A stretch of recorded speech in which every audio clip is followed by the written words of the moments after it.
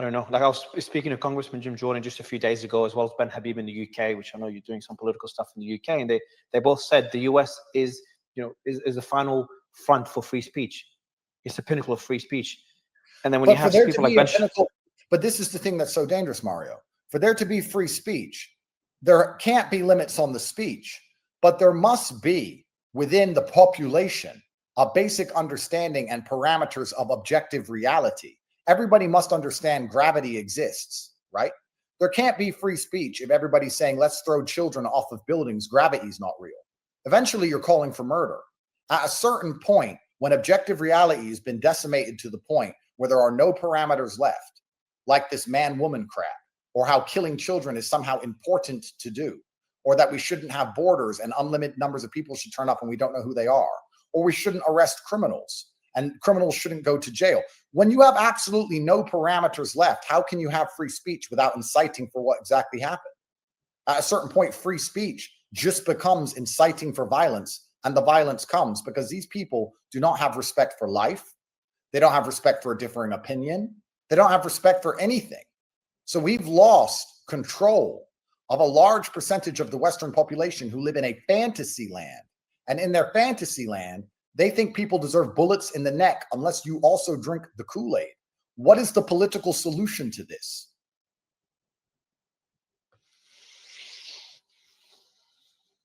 There are people who will, I know when they get me, there's going to be large celebrations. And people are going to say, he said women can't park cars. He deserves to die and orphan all his children because of a joke. But they will make jokes about Charlie Kirk's death. And they don't care, and they don't see the hypocrisy in that. These people are soulless. The West has lost its soul. There is no honor left. Not even the basic masculine dignity of showing respect to a fallen enemy. Nothing. There is nothing left. I want you to speak to Elon. I want to get on the rocket and go to Mars. I am completely heartbroken, not just because of Charlie, not just because I know I'm next. I'm heartbroken for humanity. I'm ready to die. I've had a great life. I'm heartbroken for the Western world as we know it. And anyone with a brain should be. I remember when we did a space.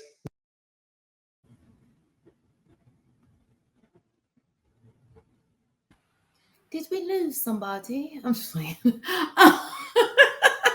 And there was six. And then there was six. So what are you guys' thoughts on that? Girl, first off, I follow Andrew Tate for a long time. I've listened. What's frustrating, because I've done research on what he was talking about too, like how everybody is just distasteful and things of that nature.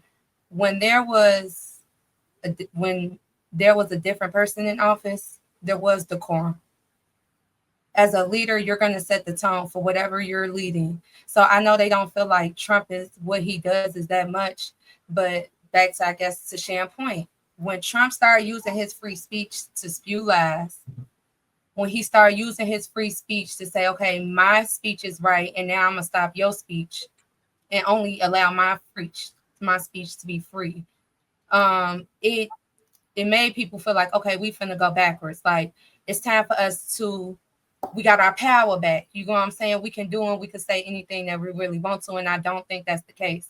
I feel like I've heard Andrew Tate talk about some women who used to be abused. He would blame them. He would talk about very sensitive topics, and he would have lack of, when I say complete empathy. But now that things are getting shaky on their side, I want to say, because I don't have a side, but I say they side because that's the side he wants, you know. I feel like he is worried. But then when I look deeper into the situation, I'm like, this have nothing to do with the Democrats. Like, it literally has nothing to do with anybody in America. But of course, they're going to spin it that way. But I think it's weird because under Obama, how many politicians got pew-pew? How many politicians was unalived when you really think about it? And even Obama, when people used to yell at him and be like, be quiet, woo, woo, Trump would be like, throw him out. And he'll exercise his free speech. But Obama, he was like, nah, keep him here. Let's talk.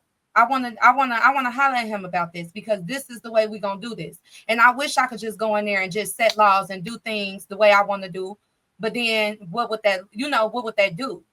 Like, and sometimes I used to feel like, well, why don't he just do it if he know is what's best? Kind of like what Trump did, And when I see when you do take it into your own hands and there is no, what's the word I'm looking for? Censorship. When there is no expectations, when there are no standards, that's the word. When you have no standards, then that's when it gets to a certain point. Because I think that's the thing, y'all. I think everybody's focusing on the word censorship, but there should be standards, right? When it comes to expressing a negative opinion, you can't tell people not to be racist. You can't tell them not to be evil. You can't tell them not to be negative. But if you set standards for how their delivery is, then okay, cool.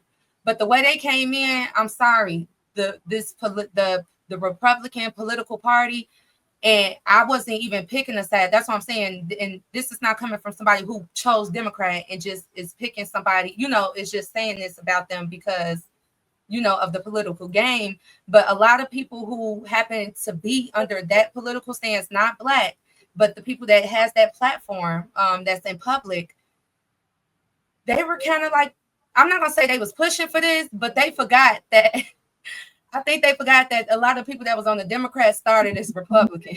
So when they start feeling like these Democrats or not just Democrats, but when the people on this end feel like, okay, now my rights are being threatened, they going about it how history has known the Republican Party to go about it. And it did start with I do feel like it started with too much freedom of speech. Nobody told the president, like, you're lying. Nobody told the president, like, you're offended. Well, we told him, but like he was not held accountable. You're he was wrong, not Doc. Standards. Doc, you're So 100% wrong. Real fast. Give me 2 seconds, AP. I really did not want to go into a political spiel because we lose people when, because you got people.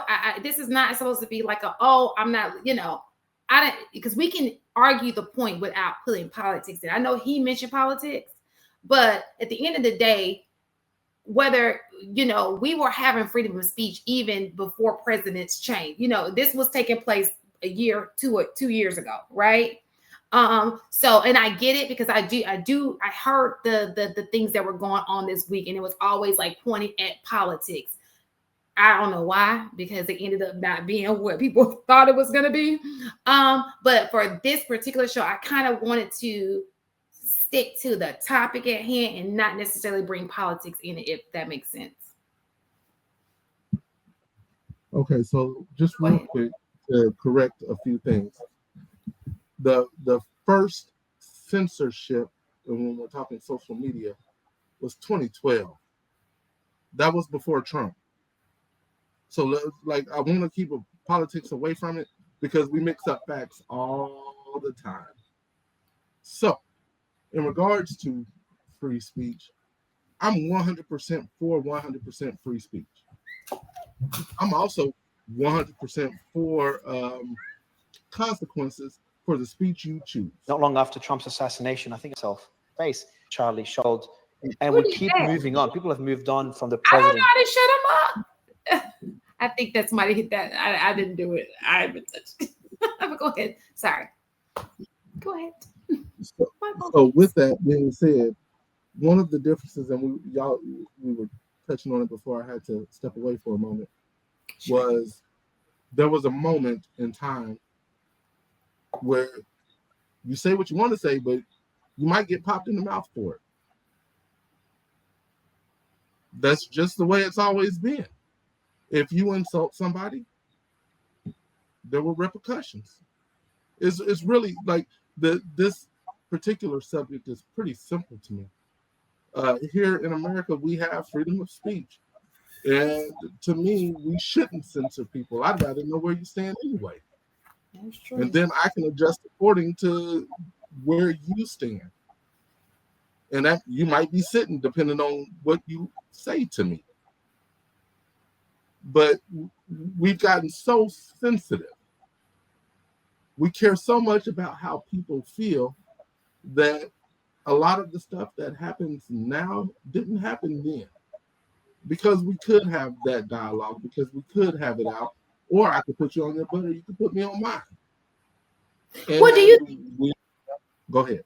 Do you think that I don't remember this much discourse in 2012?